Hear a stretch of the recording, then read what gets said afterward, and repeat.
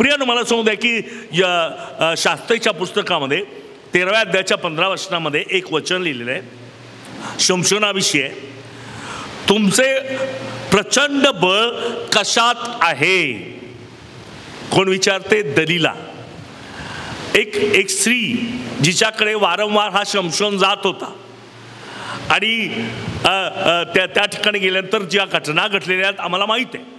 पण या दलीला जी व्यक्ती आहे ती शमशोनाला म्हणते की शमशोना, तुझे बळ कशात आहे? हालेलुया. आज मला हाच प्रश्न मला सुद्धा आणि आम्हा सर्वांना विचारायचा की तुमचं प्रचंड बळ कशात आहे? मला एक गोष्ट सांगायची होती. इथं शब्द फार सुंदर लिहिला आहे. तुमचे म्हणजे शमशोनाचे प्रचंड बळ कशात? या जगात अनेक गोष्टीमध्ये बळ आहे. आता आम्ही युद्ध पाहतो त्याच्यात बळ आहे नाही का. इथून काहीतरी शस्त्र पाठवले जातात, तिकडून काही शस्त्र येतात, मिसाईल्स येतात, हे बळ आहे. परंतु माझ्या देवाच्या ठाई प्रचंड बळ आहे जे कोणीच थांबवू शकत नाही, ज्याला विरोध कोणी करू शकत नाही, ज्याच्या पुढे कोणी उभा राहू शकत नाही. इतकं मोठं प्रचंड बळ हे परमेश्वराच्या जवळ. आणि म्हणून आमचा विश्वास असला पाहिजे की माझ्यातलं बळ हे माझं नाही तर देवाचं आहे. हालेलुया. माझं बळ माझं नाही, माझ्या बोलण्यात बळ नाही. आता काही लोकांच्या तोंडात बळ असतं नाही का म्हणतात, काय तोंडात बळ आहे. काही लोकांच्या शब्दांमध्ये बळ असतं, बोलण्यामध्ये बळ असतं, काहींच्या हावभावीमध्ये बळ असतं. काहींना वाटतं माझी ताकद माझं बळ आहे, मसल्स माझं बळ आहे, शिक्षण माझं बळ आहे, जगातली जी पॉवर आहे वेगवेगळ्या पदांची, राष्ट्रपतीची, पंतप्रधानांची, ते माझं बळ आहे. तर मला सांगू द्या प्रचंड बळ हे देवाचं आहे. हालेलुया. देव आम्हा प्रत्येकाच्या ठाई राहतो म्हणून तो म्हणतो भिवू नका, मी तुझ्या बरोबर आहे. तो हेही म्हणतो जगात जो आहे त्याच्यापेक्षा तुमच्यामध्ये आहे तो मोठा आहे. हालेलुया.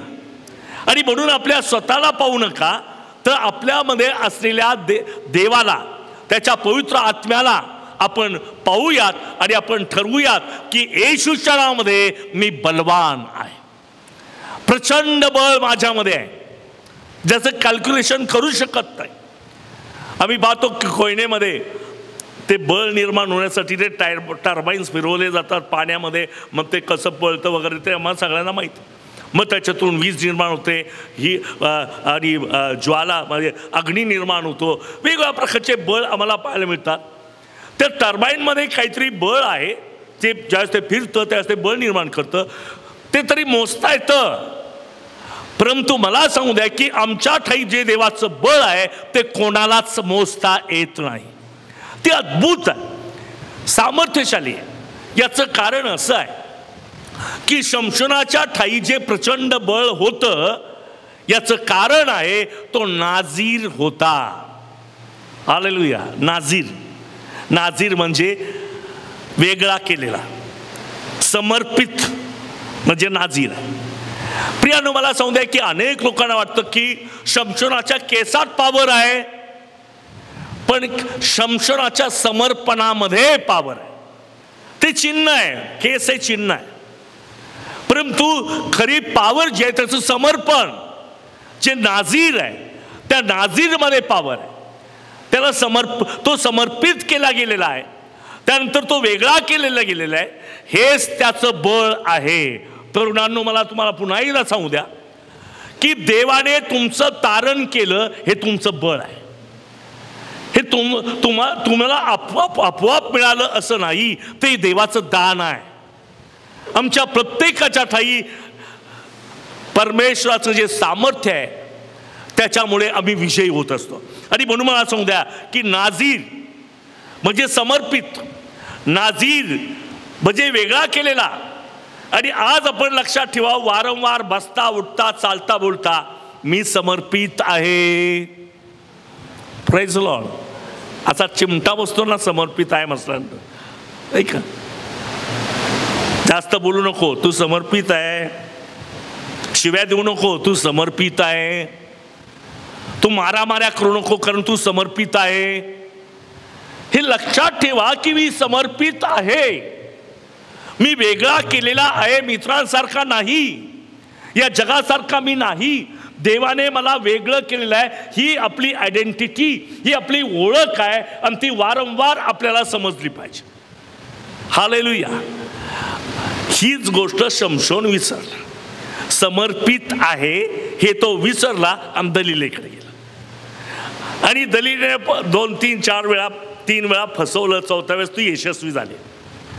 आणि त्याच्या त्या नाझीर आहे, समर्पित आहे, वेगळा केलेला आहे हे तो विसरला.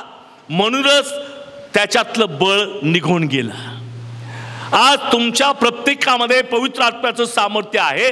ज्यावेळेस तुम्ही जगामध्ये इन्व्हॉल्व होता, ज्यावेळेस तुम्ही जगासारखं वागायला लागता, जगासारखं बोलायला लागता, ज्या जगासारखे तुमचे विचार असतात, तर आपोआप आपल्याला बळ कमी कमी कमी कमी होतं. हालेलुया. ते एकदम कमी नाही होत बरं का. एजकेलच्या पुस्तकात वाचलं त्या आधी कोशाचं जवळ होतं, मग मंदिराच्या मध्यभागी गेलं, मग दरवाजाजवळ गेलं आणि तिथून गेटमधून बाहेर डोंगरावर जाऊन बसलं. अभिषेक जो आहे तो हळूहळू कमी होत असतो, आम्हाला कळत पण नाही. आमच्यातला अभिषेक, आमचं डेडिकेशन, आमचं जे देवाचं जे सामर्थ्य आहे ते हळूहळू कमी होत असतं. त्यावेळेस तो आम्हाला जागृत करतो, आत्ता तरी सावध राहा, कारण देवाचा हात तुझ्यावर आहे. You are dedicated. हालेलुया. तू समर्पित आहे, तू वेगळा केलेलं गेलंय. आणि ही गोष्ट शमशोन विसरल्यामुळे त्याच्या जीवनामध्ये आणि फेल्युअर आलेलं, त्या तो पराजित झालेला आहे. हालेलुया. इतका पराक्रमी मनुष्य हॉलिवूडमध्ये कितीतरी त्याच्यावर फिल्म काढलेले आहे, पिक्चर काढलेले आहेत. तर मला तुम्हाला सांगू द्या की हा जो जगप्रसिद्ध मनुष्य शमशोन, याचं बळ, प्रचंड बळ जाण्याचं कारण काय आहे की त्याने आपल्या पाचारणाकडे दुर्लक्ष केलं. त्याने आपल्या जीवनाकडे दुर्लक्ष केलं, आध्यात्मिक जीवनाकडे दुर्लक्ष केलं, आपल्या प्रार्थनामय जीवनाकडे दुर्लक्ष केलं, शास्त्र वाचनाकडे दुर्लक्ष केलं. आता मला सांगू द्या की आता माझ्या जीवनामधली साक्ष आहे की ज्या कधी कधी सेवक लोक इतकी सेवा करतात ना, त्यांना प्रार्थनेला सुद्धा वेळ मिळत नाही. मग मला असं वाटतं काय बिझी सेवक आहे हो, काय रॉबिन माडकर किती बिझी आहे, सारखं सेवा करतात, सारखं प्रार्थना करतात का. तर मला तुम्हाला सांगू द्या की आम्हा प्रत्येकाला देवाच्या सामर्थ्याची गरज आहे. आणि सामर्थ्य माझं नाही तर त्याचं आहे. आणि म्हणून मला प्रार्थनेची अधिक गरज आहे. जो अभिषेक माझ्यावर आहे तो वाढावा, जो अभिषेक माझ्यावर आहे आणि त्याचं बळ लोकांना दिसून यावं, यासाठी मला अधिक प्रार्थनेची गरज आहे. हालेलुया. प्रियानो, मला सांगू द्या की आम्हा प्रत्येकाला देवानं निवडलेलं आहे, पाचारण केलेलं आहे, तारलेलं आहे. याचा अर्थ देवाने सांगितलंय की तू या जगासारखा नाही, तू वेगळा आहेस. देवाने तुला वेगळं केलेलं आहे, तुला निवडलेलं आहे, तुझ्यावर देवाचा अभिषेक आहे. हालेलुया. मनुष्य या नात्याने आम्ही अशक्त असतो, पण बायबल सांगतं असे दिवस येतील शेवटच्या काळात अशक्तही म्हणून मी वीर आहे. हालेलुया. आमच्यातला अशक्त अशक्त अशक्त हापणा, अशक्तपणा तसाच न ठेवता आता वीर बनूयात. हालेलुया. मला वीर बनायचं आणि परमेश्वराकडून ही गोष्ट घडणार आहे की देव मला वीर करणार आहे. कारण तो आमची प्रकृती जाणतो, आम्ही मनुष्य आहोत, अशक्त आहोत, हे सगळं त्याला माहिती आहे. आणि ते आम्ही ओळखावं की मी अशक्त आहे, कबूल करावं. देव त्याच्या सामर्थ्याची ओतणी करतो. हालेलुया. आम्ही ओळखावं मी अशक्त आहे, मी दुर्बळ आहे, मी काही करू शकत नाही, माझ्यामध्ये ज्ञान नाही, बळ नाही, शक्ती नाही, बळ आणि कोणत्या प्रकारचं टॅलेंट्स, कोणत्या प्रकारचं ज्ञान नाही आहे, अशा प्रकारचा क्षुद्र मी आहे, हे आम्ही ओळखावं. तेव्हा देव त्याचं प्रचंड बळ आमच्यामध्ये होतच असतं. हालेलुया. Praise God. तुम्हाला माहिती आहे का शमशोनाने ज्यावेळेस दलीलीने त्याला प्रश्न विचारले, त्यावेळेस थकून भागून त्याने कंटाळून खरं ते सांगितलं, जाऊ दे कटकटच गेली. त्यांनी सांगितलं की माझं केस माझ्या बटांमध्ये आहे, ते कापलं तर बळ जाणार. बळ गेलं. त्याला एका मोठ्या हॉलमध्ये नेण्यात आलं, खांबाला त्याला बांधलं, बळ नव्हतं, पण केवळ पश्चाताप केला आणि देवावर विश्वास ठेवला. एकाच गोष्टीमुळे त्याचे केस पुन्हा वाढू लागले.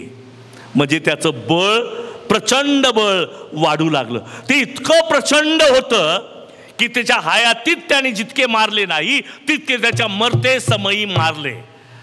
हालेलुया. देव आपलं कार्य करूनच घेतो.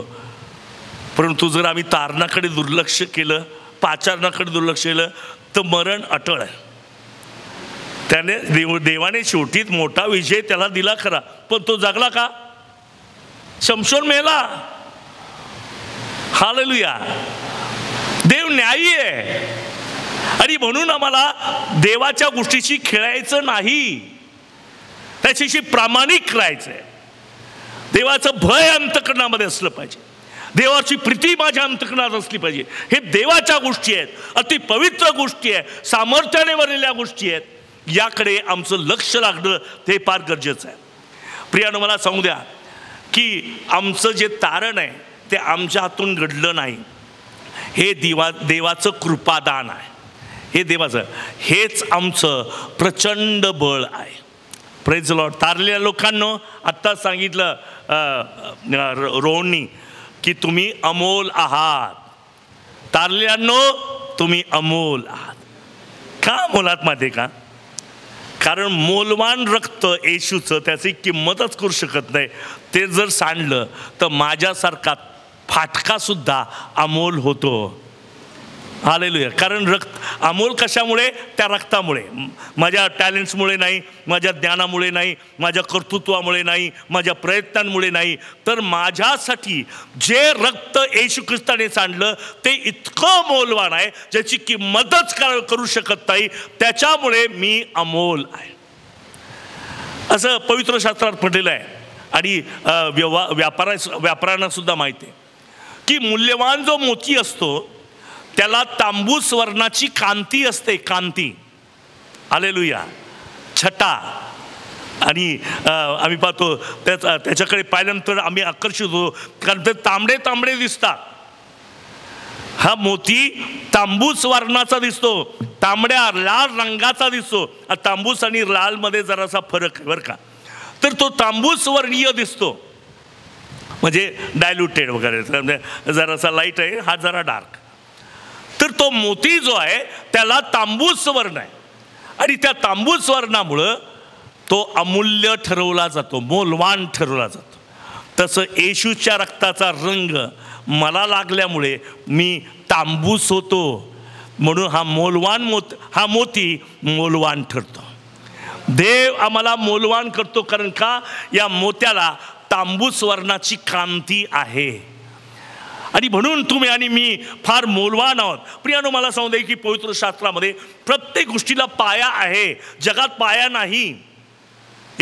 बायबलमध्ये प्रत्येक विधानाला पाया आहे, फाउंडेशन आहे, सत्य त्या ठिकाणी आहे. म्हणून कोणी आतापर्यंत ते खोटं ठरवू शकलं नाही, कारण ते सत्य आहे, देवाचा शब्द तो आहे. मला तुम्हाला सांगू द्या की या तारण हे माझं बळ आहे. येशूने माझं तारण केले, माझं बळ आहे. हालेलुया. आता समजा तुमच्याजवळ जर 1000 रुपये असतील, तर म्हटलं माझ्याजवळ 1000 रुपये, ती 10 रुपयाची भाजी द्या बरं. ती बाई म्हटली मला नाही द्यायची, विकायचीच नाही बाई. तर तुमचे 1000 रुपये काय कामाचे आहेत का? मग तुमचा पश्चाताप खूप केला आहे, परंतु तारण तर देवाने केलं आहे ना, म्हणून पश्चातापाला महत्त्व देऊ नका. तर तुम्हाला करायचंच आहे, पण तुमचं तारण कृपेने विश्वासाच्या द्वारे झालेलं आहे. हालेलुया. लक्षात येते का तुमच्या? आम्ही केलेल्या गोष्टींवर फार आम्हाला महत्त्व वाटतं, पण देवाने आमच्यासाठी काय काय केलं आहे त्याकडे जरा लक्ष द्या. आपल्या स्वतःला आपल्या दृष्टिकोनातून पाहू नका, आपल्या स्वतःला देवाच्या दृष्टिकोनातून पाहायला शिका. त्यावेळेस तुम्हाला कळेल की मी फार मोलवान आहे, मी फार अमूल्य आहे, देव माझं रक्षण करतो. आणि पुष्कळ वेळा लोक आपण केलेल्या गोष्टीला जास्त हायलाईट करतात, पण येशू ख्रिस्ताने सर्व मानव जातीसाठी कालवरीच्या वधस्तंभावर जे केलंय ते अद्वितीय आहे, त्याच्यासारखं कोणतंच नाही. हालेलुया. त्याच्यासारखं कोण. आम्हाला शिकवलं होतं लहानपणी तारणाच्या काळामध्ये की मग कोणाचं काय घेतलं असेल त्याला परत द्या. ते नाही का जक्कायाच्यामध्ये चौपट परत केलं. मग आमचे लोक जरा घासून पुसूनच सांगायचे की तुम्ही कोणाचं काय घेतलं असेल ना तर ते परत देऊन टाका. आता मी 3रीत असताना एक पेपरवेट घेतला होता कोणाचा चोरून, कारण तो 3रीत असताना किती वय, तो आवडला तर घातला खिशात, गेलो घरी. पण तारणाच्या दिवशी तो आठवला. आता पेपरवेट आठवतो पण मोठमोठी पापं कधी कधी आठवतच नाही. आणि मग माझ्या पालकांनी सांगितल्याप्रमाणे तो पेपरवेट काढला, खालच्या पिठीत होता तो काढला. त्या बाईच्या घरी गेलो आणि त्यांना सांगितलं माझी क्षमा करा, मी तुमचं पेपरवेट आणलं. त्याने प्रकारे माझ्या धार्मिकतेला एकदम महत्त्व आलं. ती बाई म्हटली काय धार्मिक आहे, आणि तेच मला ऐकायचं होतं. किती चांगला पोरगा. प्रियानो, आपण आपल्या गोष्टीला फार महत्त्व देतो, पण येशू ख्रिस्ताने आमच्यासाठी जे जे केलं ते आपण स्मरणात ठेवूया, त्याच्याकडे लक्ष देऊया. त्याने मला तारलं, त्याने मला सोडवलं, त्याने माझी सुटका केली, त्याने कृपा पुरवली, त्याने माझ्यावर दया केली, माझे सर्व मूल्य त्याने भरलं. देवाचा धन्यवाद करा, त्याची स्तुती आराधना करा, कारण तो चांगला आहे. हालेलुया. प्रियानो, पवित्र शास्त्रामध्ये या ज्या शास्त्रेच्या 13व्या अध्यायामध्ये दलिलेचं वर्णन केलेलं आहे. तर दलिला याचा अर्थ वासना, जग आणि मोह. लक्षात घ्या, दलिला म्हणजे कोण? वासना, जग, मोह, जे नेहमीच आमच्या वाटेवर येतात की नाही, आडवे मोह येतात. यांना त्या प्रकार मोह म्हणजे की लोकांना एकच वाटतं मुलाला मुलीचा मोह आहे, मुलीला मोहाचा मोह. अहो, याच्या व्यतिरिक्त पण काहीतरी जग आहे, जरा बाहेर या. हालेलुया. एकदा मी गेलो होतो, माझे मेहुणे होते बरं का, तर मी त्यांना सांगायला गेलो की थेसलोनिकाच्या मध्ये आणि सर्व अमके अमके तमके आणि सर्व मद्यपी यांना देवाच्या राज्यात प्रवेश नाही. आता ते हुशार होते बरं का, माझ्यापेक्षाही हुशार होते. ते म्हटलं अरे हे जे दिले नाही वरचे सगळे 17 गोष्टी, ती 17वीच मला फक्त का सांगतो? ते पहिले 16 ज्या सांगितले त्याच्याकडे पाहिजे, सगळं तुझ्यामध्ये, म्हणजे तुझा प्रवेश स्वर्गाच्या राज्यात होणार नाही. म्हणजे मिसइंटरप्रिटेशन कधी कधी आमच्याकडनं होतं. मला हे सांगायचं नाही की मी एखाद्या गोष्टीला मत देतो, ह्या गोष्टी प्रत्येकाच्या वाट्यात येतात, त्याच्यावर त्याने विजय मिळवलाच पाहिजे. परंतु मला एक गोष्ट सांगायची आहे की आम्ही कधी कधी बायबलला एखाद्या गोष्टीला महत्त्व देतो, एखाद्या गोष्टीला महत्त्व देत नाही. तर आम्हाला प्रत्येक गोष्टीला आम्हाला महत्त्व द्यायचं आहे की जे देवाच्या मुखातून निघालेला मोलवान असा शब्द आहे. तर वाचना, मोह, बाईचा असू द्या, पैशाचा असू द्या, पुरुषाचा असू द्या, हल्ली तर पुरुषाचा पण लिहायला पाहिजे, कारण आजकालच्या बायकांमध्ये ते पुरुषाचा, पूर्वी पुरुषांनाच बायकाचा मोह होता ना, आता उलटं झालं आहे, बायकांना पण पुरुषाचा मोह व्हायला लागलेला आहे. मोह, पैसा, सन्मान, त्या प्रतिष्ठा, या सगळ्या गोष्टीचा जो मोह आहे हे दलिलेचं रूप आहे. या रूपाला, या दलिलेला आम्हाला प्रतिकार करायचा, आम्हाला त्याच्यावर विजय मिळवायचा. दलिलेनं 3 वेळा शमशोनाला विचारलं की तुझं प्रचंड बळ कशात आहे? खोटंच सांगितलं त्याने. ते ओले झालेले जे लाकडं आहेत ना, म्हणजे ते फोक आहे, त्याने जर मला बांधलं ना तर मी माझं बळ जाईल, खोटं जाईल. दुसऱ्यांदा दोरखंडाने बांधलं तर माझं बळ जाईल. तिसऱ्यांदा सांगितलं की माझे जे बटा आहेत त्या जर त्या बांधल्या आणि जर मला त्या बांधून ठेवलं तर मी माझ्यातलं बळ जाईल. आणि चौथ्यांदा मात्र कंटाळून तो म्हणतो जर माझ्या बटा कापल्या तर माझं बळ जाईल. हालेलुया. प्रियानो, 1 नाही, 2 नाही, 3 वेळा हा शमशोन फसला जातो. दलिला त्याला फसवती. असं कधी होईल का एखादी बाई आपल्याला फसवते, एकदा फसवते, 2दा फसवते, तरी जाऊ का आपण तिच्याकडे? शमशोन जाईल.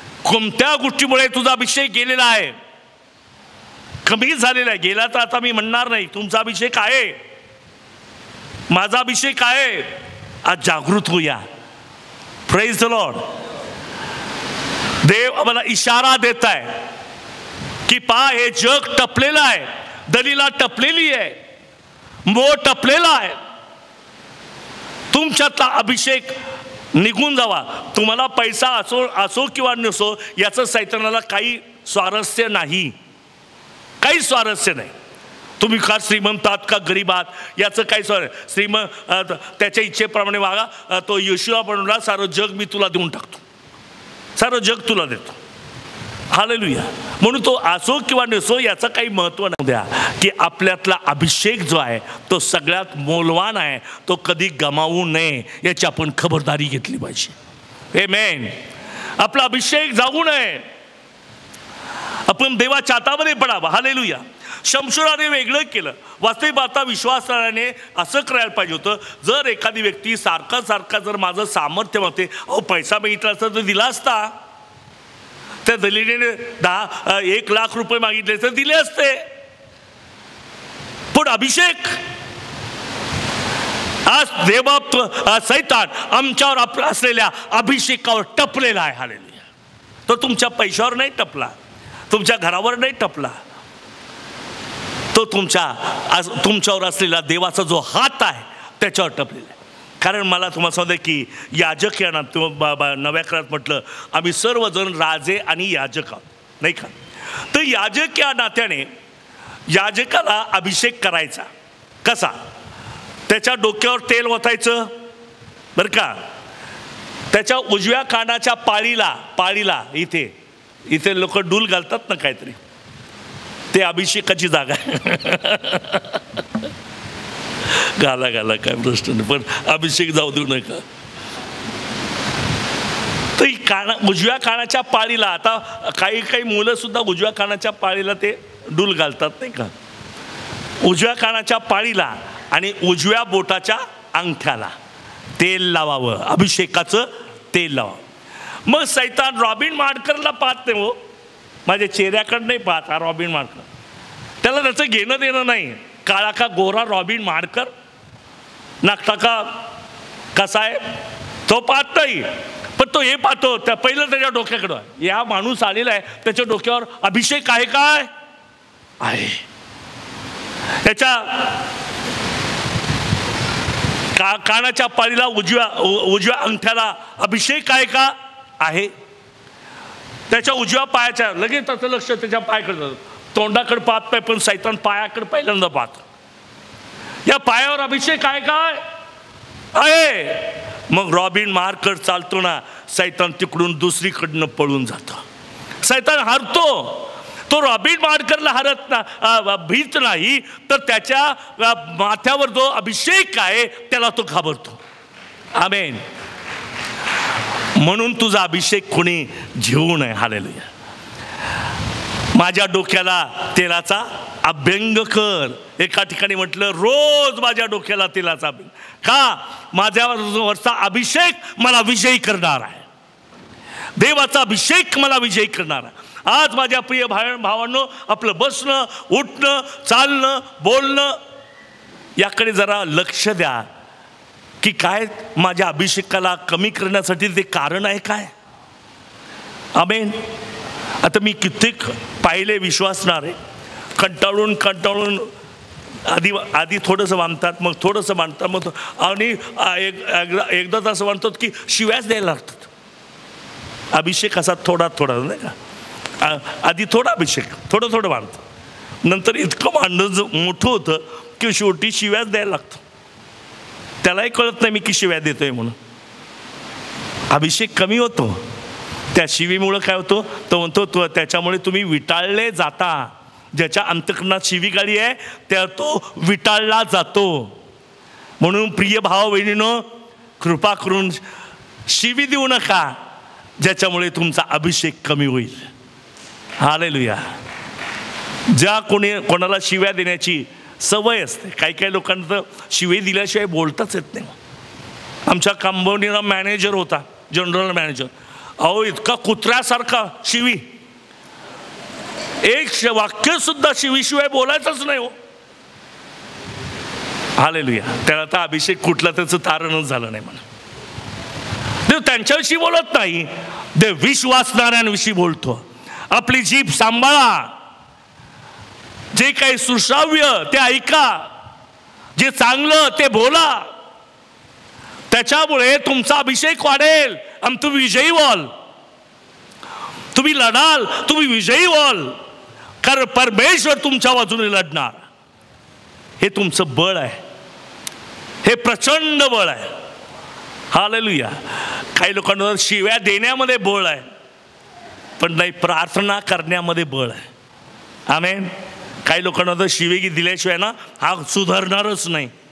नाही हो, प्रार्थना करा, तो सुधरून जाईल. आमेन. बळ, प्रचंड बळ. माझं बळ कशात आहे तर मला सांगू द्या की जे तारण मला मिळालेलं आहे त्यामध्ये माझं प्रचंड बळ आहे. हालेलुया. मला सांगू द्या की अनेक वेळा देवाने त्याला अलर्ट केलं, जागं केलं, की एकदा दलीने फसवलं नाही, ठीक आहे, तेव्हा सावध नाही झाला. आता दुसऱ्यांदा पहा, दुसऱ्यांदा सुद्धा ती तशीच करते, फसवते, तरी तो जागा होत नाही. तिसऱ्यांदा सुद्धा फसवते, तरी जागा होत नाही. परिणाम काय झाला? त्याचे डोळे गेले. एका लहान लेकराने ते धरून नेलं, त्याचा अर्थ मी तुम्हाला सांगणार आहे. धरून नेलं, दळायला लागला का? तो जागा झाला नाही, तो जागा झाला नाही. देवाने त्याला जे काही जागृत होण्याचा इशारा दिला होता तो झाला नाही. कारण का? आपल्या तारणाकडे त्यांनी दुर्लक्ष केलेलं आहे.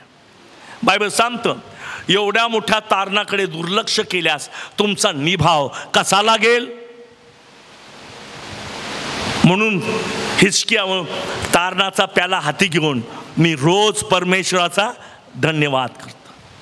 बसता उठता लक्षात घ्या की मी तारलेला आहे. कधी कधी त्याचा विसर पडतो, असं पेत्राच्या पत्रात लिहिलंय. याचा तुम्हाला विसर पडलाय, तुमच्या पापांची क्षमा झाली आहे याचा तुम्हाला विसर पडलाय. आणि तेव्हाच आमच्या जीवनामध्ये अशा प्रकारच्या घटना घडून येतात. आता हे प्रत्येक याला फेस करावं लागतंय. कोणी पण याच्यामध्ये वेगळं असं काय नाही. शमशोन हे चर्चचं दर्शक आहे, शमशोन हे प्रत्येक विश्वासणाऱ्याचं दर्शक आहे. तो विश्वासणारा, मला सांगू द्या की ज्यावेळेस आम्ही देवाला योग्य प्रतिसाद देतो त्यास देव आमची वाढ करतो. योग्य प्रतिसाद. जर मनुष्य नात्याने प्रतिसाद दिला, देवा मी चुकणार आहे, बघणार आहे, आमका आहे, मागं जाणार आहे, बस खाली. देव म्हणतो बस झाला. आता हे कितीदा रडायचं, कितीदा रडायचं. बायबल तर सांगता पाया पुन्हा पुन्हा घालू नको. तर मला सांगू द्या की आता रिस्पॉन्स असा द्यायचा आहे, देवा मी तयार आहे, मला पाठीव, मला तुझ्यामध्ये वाढायचं आहे, मला आत्मे जिंकायचं आहे, मला मंडळीच्या वाढीसाठी मला झटायचं आहे. दलीला जी आहे प्रियांनो, ती देव तुमच्यावर असलेल्या अभिषेकावर तू हल्ला करत आहे. हालेलुया. त्या शमशोनावर अभिषेक नसताना तर अनेक गिराईकासारखा शमशोन झाला असता, आहे की नाही. आता दलिलेकडे खूप गिराईक होते, पुष्कळ गिरायकाचे, पण शमशोनाजवळ वेगळं काय आहे? अभिषेक आहे, नाझीर आहे. ते जर नसतं तर अनेक गिरायकासारखा तोही गिराईक झाला असता, पण नाही. ही स्पेशल. देवाच्या प्रिय लेकरांनो, आपण स्पेशल आहात. Praise the Lord. आपण स्पेशल आहात, कारण एवढं मौल्यवान रक्त सांडलंय, त्यामुळे आपण स्पेशल आहोत, फार मौल्यवान आहोत. हालेलुया. आणि त्यासाठी आम्हाला खबरदारी घ्यायची आहे, आम्हाला जागृत राहायचं, आम्हाला अलर्ट व्हायचं आहे. बायबल सांगतं ज्यावेळेस कायनाने हाबेल यांनी यज्ञ केला देवाला, तर देवाने हाबेलाचा यज्ञ स्वीकारला, कायनाचा स्वीकारला नाही झाला. तिथेच त्याला राग आला. या कायनाचा यज्ञ स्वीकारला, देवाने माझा यज्ञ नाही स्वीकारला, त्याच्यामध्ये द्वेष निर्माण झाला. तो वेगवेगळ्या योजना डोक्यात करायला लागला. त्यास परमेश्वर त्या कायनाला भेटून म्हणतो, कायना, तू जे काय केलं ते बरं केलं नाही. बरं केलं असतं तर तुझं तोंड हसरं झालं असतं, पण तू बरं केलं नाही, तुझं तोंड सुकलंय. आणि लक्षात ठेव, तू जर बरं नाही केलं तर पाप तुझ्या दाराशी टपलेलं आहे. जागृत, अलर्ट. जागृतीचा इशारा, पाप तुझ्या दाराशी टपलेलं. पेत्राला सुद्धा म्हटलं, त्याने सांगितलं तो आगाऊ की पेत्रा, सैतानाने मला तुला मागितलंय पाखडावं म्हणून, तुला पाखडावं म्हणून. सुपामध्ये पाखडतात ना, पाखडावं म्हणून सैतानाने माझ्याकडे तुला मागितलेलं होतं, मागितलंय. याचा अर्थ त्याने कळायला पाहिजे होतं की बाप रे, आपल्यावर फार मोठं संकट येणार दिसतंय. खरं सैतानाच्या हातात जर पडलं तो माझं काय काय करणार आहे. तो कदाचित मला नाशाकडे नेण्याचा प्रयत्न करील, कदाचित मला मोहामध्ये पाडील. तरी तो जागृत झाला नाही. त्याच्या पुढच्या वाक्यामध्ये लूक 22 मध्ये असं म्हटलेलं आहे, 22 अध्याय, की त्याच्या पुढच्या वाक्यामध्ये तो म्हणतो की प्रभू, मी तुला मरू देणार नाही, तुझ्यासाठी मी मरायला पण तयार आहे. म्हणजे गर्व, मरायला पण. होता का मरायला तयार? झाला का तो तयार? देवाने त्याला मरण दिलं, ठीक आहे, माझ्यासाठी मर. आणि नेलं त्याला त्याची रोमी शिपाई त्यांच्यात घुसवल्याला. ठीक आहे, तू म्हणतो ना मरायला तयार आहे, चल तू मर. आणि मेला का तो? उलट खोटं बोलला, मरायला नको म्हणून खोटं बोलला. कोंबडा अरवण्यापूर्वी 3 वेळा त्याने येशूचा नाकार केला. देवाने दाखवलं, उगाच बडबड करू नको, गप्प बस.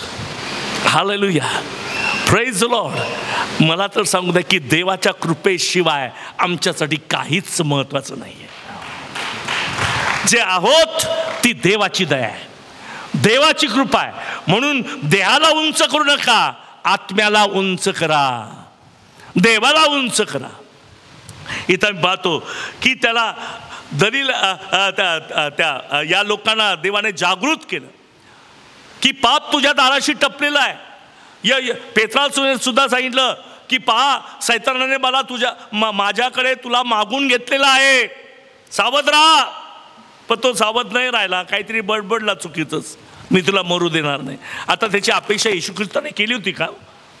कोण आहे माझ्यासाठी मरायला तयार आहे असं म्हटलं होतं का? मग हा बळजच का बोलला? एवढं मनचंच काहीतरी सांगतोय. येशू ख्रिस्ताने काय म्हटलं होतं का माझ्यासाठी कोण मरायला तयार आहे? आम्ही तरी एकमेकाला म्हणतो, माझ्यासाठी बायकोला म्हणतो, नवरा म्हणतो माझ्यासाठी मरायला तयार आहे का, बायको म्हणते माझ्यासाठी मरायला तयार आहे का. पण देवाने म्हटलं होतं का असं? मग का त्याने एक गोष्ट काढलेली की मी तुझ्यासाठी मरायला पण तयार आहे. चुकण्याचा शब्द काढू नका. देव आमची प्रकृती जाणतो. हालेलुया. देव आमची प्रकृती जाणतो आणि जे काही माझ्या हातून जे बरं घडतं ती देवाची कृपा आहे. जे काही बरं मी या जगात करतो त्याचं कारण मी नाही तर देवाची दया आहे, देवाची कृपा आहे. याकडे आमचं लक्ष असणं फार गरजेचं आहे. Praise the Lord. त्याने देवानं दिलेले जे सामर्थ्य फुकटमारी ते राखू शकला नाही, हो, सांभाळू शकला नाही. ते पाचारण, ते डेडिकेशन, ते त्याला वेगळं केलं देवाने. किती वेगळं केलं नाही का? हालेलुया. एखादा मुलगा वर्गामध्ये हुशार असतो, त्या शिक्षक सगळ्या मुलांतून त्याला वेगळं करतात ना, त्याला किती आनंद वाटतो. मला वेगळं केलं आहे सगळ्यांपेक्षा. हे तर जगातलं गोष्ट आहे. तर मला सांगू द्या की शमशोनाला देवाने वेगळं केलं, इतरांपेक्षा तो वेगळा आहे असं देवाने त्याला दाखवलं. आणि म्हणून मला आज तुम्हाला सांगायचं आहे, आपल्या पाचरणाला शोभेल असंच आपण जगलं पाहिजे. देवाने जे पाचरण आम्हाला केलेलं आहे, योसेफाने ज्याप्रमाणे विजय मिळवला, मोहर विजय मिळवला, तसा तुम्हाला आणि मला मोहर विजय मिळवण्यासाठी देवाची कृपा मागितली पाहिजे. प्रभू, मोहर मला विजय मिळवायचा आहे, तू कृपा पुरवून दे, तू कृपा. मला एक गोष्ट आमच्या भारतीय दंतकथांमधलं एक गोष्ट खूप आवडते. ती कोणतरी बाई असते, आता मला नावं नाही आठवत काही, तर तिची साडी ते विलन लोकांना तिची साडी ओढतात नाही का, द्रौपदी तिची साडी ओढतात आणि तिकडं तो अमका बरं का, तो वर्ण तिला साडी पुरवतोय. हे विलन साडी काढताय, तो वर्ण त्याला साडी पुरवतोय, तिला साडी पुरवतो, तिची साडी काही फिटायलाच तयार नाही. मला ही गोष्ट आवडते. शत्रूने किती तुम्हाला उघड करण्याचा प्रयत्न केला, देव तुम्हाला झाकायचा प्रयत्न करेल. हालेलुया. किती उघड करण्याचं, किती तुमच्यावर अन्याय तुमच्यावर होत असेल, किती यात्रा तुम्हाला भोगायला लागल्या असतील, पण लक्षात ठेवा, जेव्हा जायरा तुमचा पुरवठा करणारा देव आहे. आमेन. सैतान नेहमी विश्वासांचा विकनेस, अशक्तपण शोधतो बरं का. हालेलुया. विश्वासांचं अशक्तपण कशात आहे, चला मग त्याच्यातच त्याची परीक्षा घ्यायची. हा व्यक्ती मोहात अशक्त आहे ना, मग सुंदर सुंदर बायका त्याला दाखवायच्या. सैतानवर का दाखवतो. एखादा व्यक्ती मोहाला फार अशक्त असतो, स्त्री पाहिले की कसा पिघळतो काय माहीत नाही, ते चॉकलेटसुद्धा इतकं पिघळत नाही. परंतु काही लोक आहे ना, स्त्रीला पाहिलं की ते असे पिघळतात, हा त्यांचा विकनेस आहे. पण सैतान धूर्त आहे. त्या व्यक्तीच्या समोर अशा काही स्त्रियांना, वासनासक्त स्त्रिया, पापाने बरबटलेल्या स्त्रिया किंवा दिसायला सुंदर स्त्रिया, त्या अशक्त व्यक्तीच्या समोरून येतो आणि तो लगेच गडबडतो, लगेच पाहायला सुरुवात करतो. त्या वासनासक्त स्त्रियांकडे तो वासनासक्त नजरेने का पाहतो, कारण त्याची परीक्षा होते, त्याचा विकनेसवर सैतान परीक्षा घेत असतो. लक्षात ठेवा. Praise the Lord. हालेलुया. आणि म्हणून आमच्या प्रत्येकामध्ये काही ना काही अशक्तपण आहे. देवाला ठाऊक आहे, असं म्हणणार नाही मी फार अशक्त नाही आहे, अशक्त हा तो. नसेल तर सांगा, आज रात्री प्रभूला प्रार्थना करतो की अशक्तपणा त्याचा दाखवून दे. अशक्त आहोत, पण त्याच वेळेस मला योसेपाची भूमिका घ्यायची. योसेपासारखा त्या वातावरणातून मला निघून जायचंय. कारण योसेपाला माहिती मी मनुष्य आहे, या स्त्रीच्या नादी लागलो तर मी पगळेल, पण तो त्याचा स्वतःवर विश्वास नाही, म्हणून तो तिच्या मिठीतून, त्या स्त्रीच्या मिठीतून निघतो आणि पळून जातो. त्याच्याबद्दल त्याला तुरुंगात जावं लागतं. गेलो तर हरकत नाही, पण ते नकोय, त्या स्त्रीचा पाश मला नकोय. Praise the Lord. आणि तुम्हाला आणि मला हेच करायचंय. आमच्या प्रत्येकामध्ये काही ना काही अशक्तपणा आहे. म्हणून तर म्हटलंय, प्रवचन घेण्यापूर्वी आत्मपरीक्षण करा, कारण अशक्त आहोत. तुम्ही प्रत्येक जण कशात ना कशात अशक्त आहात. किती लोक अशक्त आहेत, जरा हातवर करा बरं. आमेन. पौल तर म्हणतो मी सगळ्यात जास्त अशक्त आहे. आज प्रार्थना करा, प्रभू माझा न्याय करू नको, माझी क्षमा कर. हे प्रभू माझ्यावर दया कर. अशक्तपणात मला तुझी शक्ती पूर्णत्वात जाऊ दे. देवाकडे प्रार्थना करा आणि आपल्या अशक्तपणापासून सुटण्यासाठी आपण प्रयत्न केला पाहिजे किंवा मागितलं पाहिजे. प्रयत्न नव्हे, मागितलं पाहिजे. हालेलुया. सैतान नेहमीच विश्वासनाचं अशक्तपण पाहतो. आजही जगामध्ये पहा, एखाद्याचं स्ट्रॉंग पॉईंट नाही कोणी पाहत, पण एखादा सेवक सेविका कुठं चुकली ना, ते पहिल्यांदा लक्ष जातं. पण एखाद्या व्यक्तीच्या द्वारे तिथे आमचं शहर, आमचा देश, आमचा महाराष्ट्र किंवा इतर कोणतं राज्य जर आशीर्वादित झालेलं आहे, तिकडे नाही लक्ष, परंतु त्या व्यक्तीच्या अशक्तपणाकडे लक्ष जातं. सावध राहा. म्हणजे अशक्तपणा राहू द्या असं मी म्हणत नाही. शमशनासारखं होऊ नका, तर योसेपासारखं दलिलेला लात मारा. आलेला मोहाला लात मारा.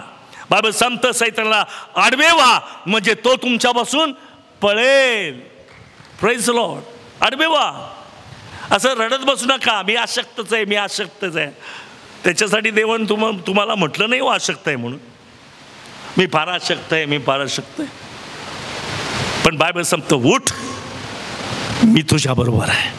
ती भिवू नको, मी तुझ्याबरोबर आहे. जाशील तिकडे, मी तुझ्याबरोबर आहे. मी तुला कधी सोडणार नाही, टाकणार नाही. माझी कृपा तुला पुरेशी आहे. Praise the Lord. आणि आज आम्हाला हे ओळखायला पाहिजे. Praise the Lord. ज्यावेळेस शमशोनाचा नाझीर होता ना, डेडिकेटेड, समर्पित वगैरे आपण सांगितलं पहिल्यांदाच,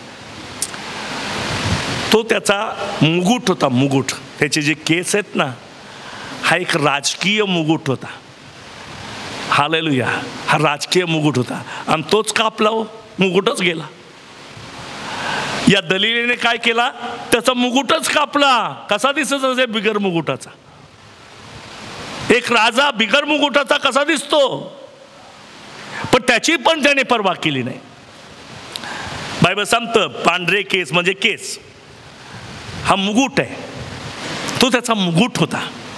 ते त्याचं डेडिकेशन होतं. ते त्याचं वेगळं करण्याचं चिन्ह होतं. देवाने तो मुकुट घेतलेला. पण तू मला सांगू दे की शमशोनाने या मुकुटाकडे दुर्लक्ष केलं आणि तो हरवला. तो त्याच्यापासून काढून घेण्यात आला. तो मुकुट त्याने गमावला. म्हणून तुम्हाला जे पाचारण झाले, तुमची निवडणूक, याची खात्री करून घ्या.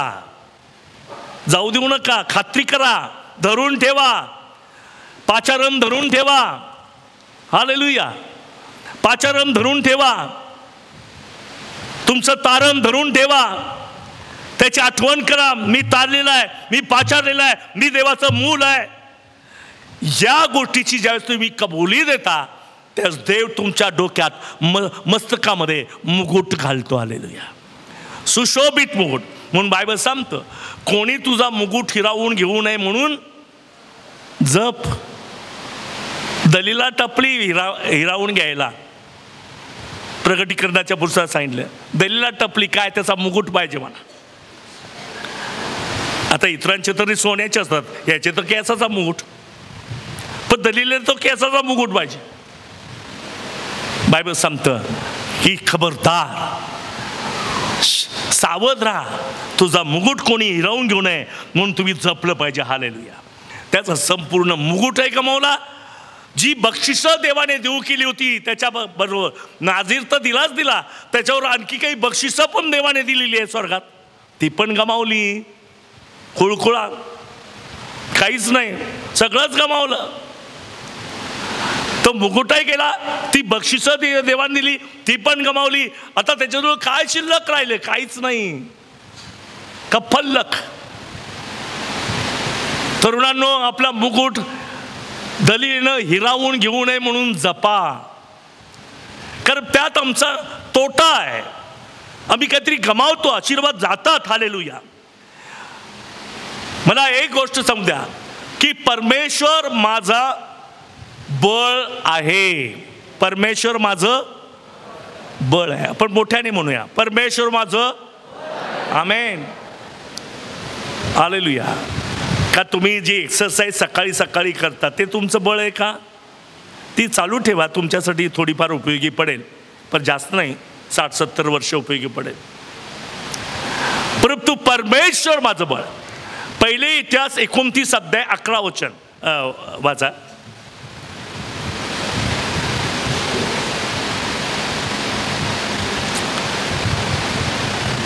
पहिले इतिहास 29:11.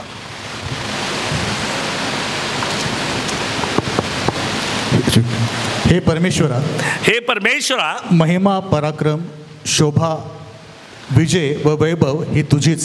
आमेन. आकाशात व पृथ्वीवर जे काय आहे ते सर्व तुझेच. आमेन. इंग्लिशमध्ये फार सुंदर म्हटलंय अपर्णवास. मगाशीच मी तिला दाखवलं किती फरक आहे मराठीत आणि इंग्लिशमध्ये. खूप खूप सुंदर त्या ठिकाणी.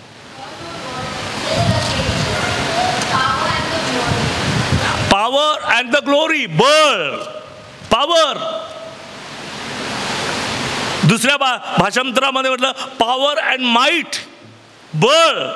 मराठीत जराचं चुकीचं लिहिलंय काहीतरी, महिमा पराक्रम, तिथंच आम्ही गुरपटले. पॉवर कुठे? पॉवर आणि बळ ही आमच्या देवाचीच आहे. म्हणून देवाकडे मागा, प्रभू आम्हाला बळ दे. ते प्रचंड बळ आमच्या देवामध्ये.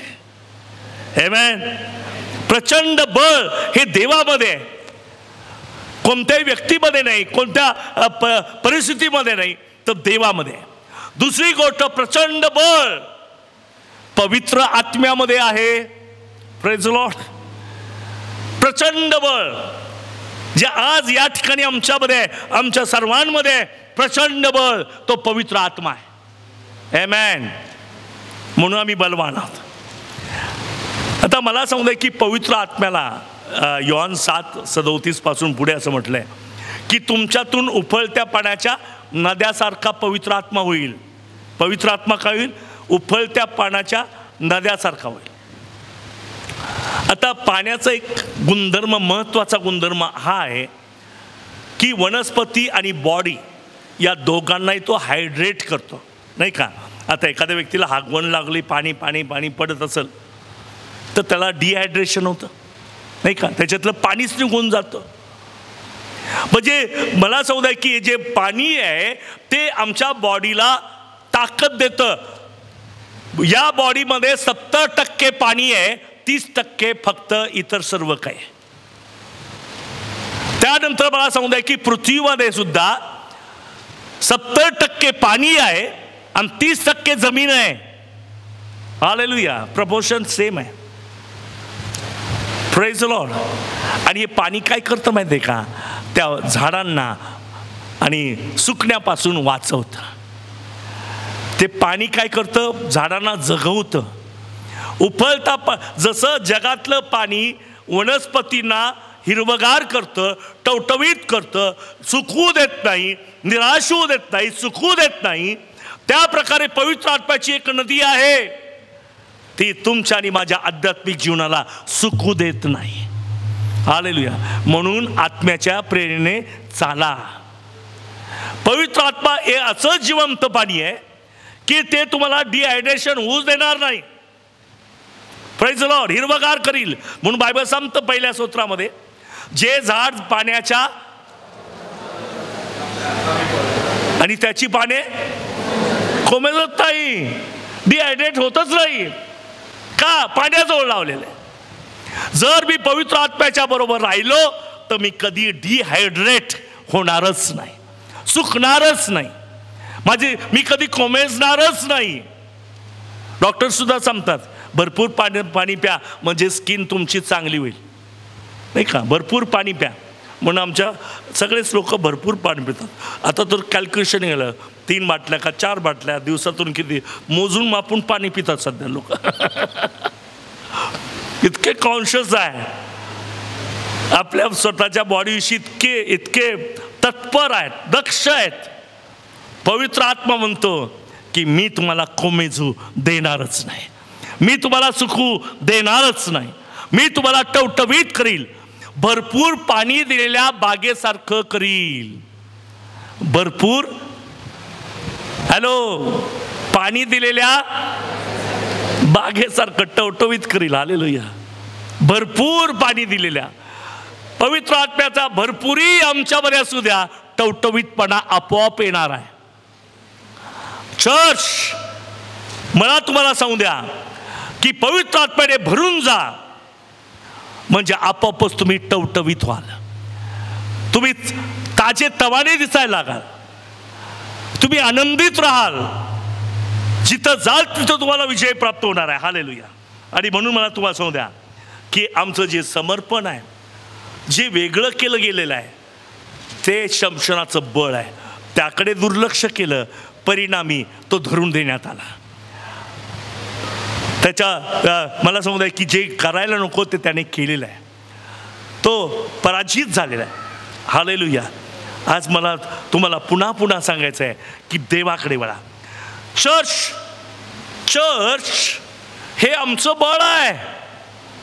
म्हणून जो वेगळा केला जातो तो सुकून जातो, जो फाटा वेगळा केला जातो तो सुकून जातो. म्हणजे बळ कशात आहे? चर्चमध्ये बळ आहे. आमेन. कशात बळ आहे? अहो एवढे का घासात दुखायला लागलेलं तुमचं? कशात बळ आहे? चर्चमध्ये बळ आहे. आणि मी घरी खूप प्रार्थना करतो, फार बायबल वाचतो, आमच्या टेलिव्हिजनवर मेसेज ऐकतो. बळ चर्चमध्ये आहे. जो फाटा कापून वेगळा केला जातो तो फळं देत नाही, तो सुकून जातो. हे तुमचं बलस्थान आहे.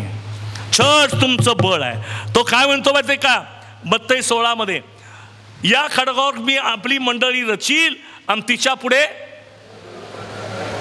अधो लोकांच्या द्वाराचं चालणारच नाही. बळ आहे की नाही चर्चमध्ये? चर्चमध्ये बळ आहे.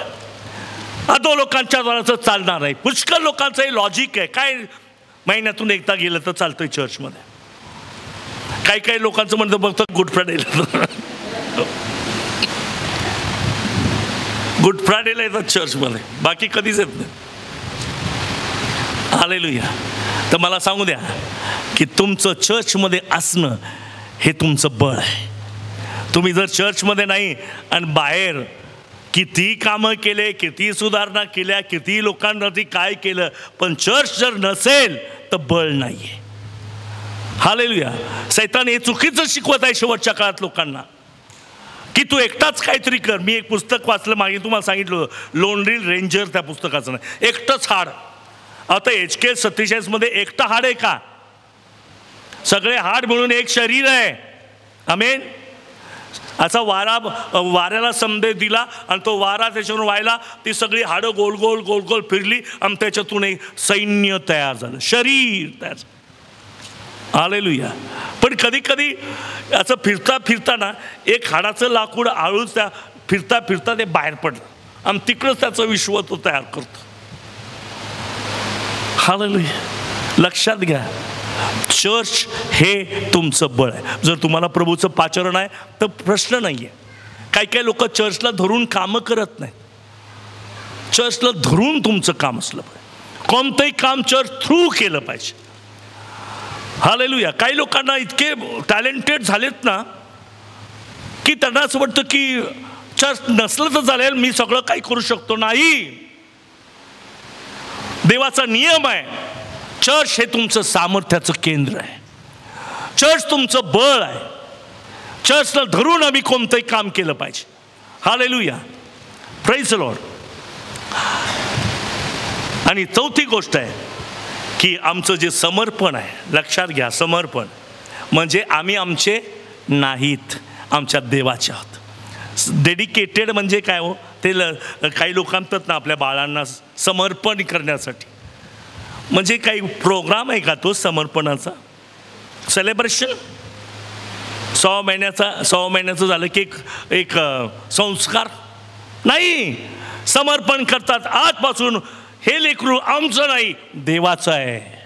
समर्पणाचा ते अर्थ. ज्या सेवेला आपण समर्पित करतो, देवा मी तुला माझं जीवन समर्पित करत आहे, याचा अर्थ मी माझा नाही, माझ्या देवाचा आहे.